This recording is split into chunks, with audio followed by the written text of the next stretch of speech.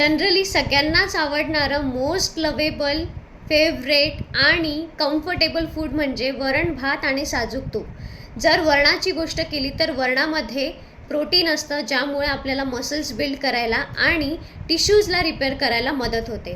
तसेच वरणामध्ये फायबर असतं, ज्यामुळे आपलं डायजेशन प्रॉपर होण्यास मदत होते आणि त्यामुळे शुगर लेवलसुद्धा नॉर्मल राहते. डाळींमध्ये आपल्याला उडीद डाळ, मूग डाळ, चणा डाळ, हरभरा डाळ हे सगळे ऑप्शन्स मिळतात. आणि जर भाताबद्दल बोलायचं झालं तर भातामध्ये कार्बोहायड्रेट्स असतात. नुसता भात खाणे योग्य मानल्या जात नाही, पण आपण जर तो वरणासोबत खाल्ला तर ते एक बेस्ट कॉम्बिनेशन असतं.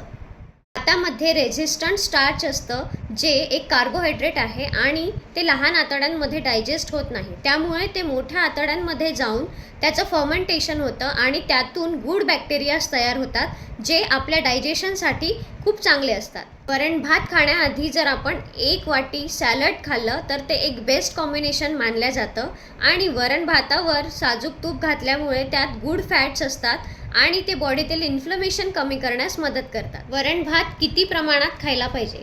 तर 1 वाटी वरण, 1 वाटी भात आणि 1 चमचा साजूक तूप ह्यांच्या टोटल 350 कॅलरीज होतात आणि 1 वाटी सॅलड ह्याच्या जवळपास 550 कॅलरीज होतात. तर हे तुम्ही तुमच्या डेली डाएटमध्ये लंचमध्ये सुद्धा ॲड करू शकता.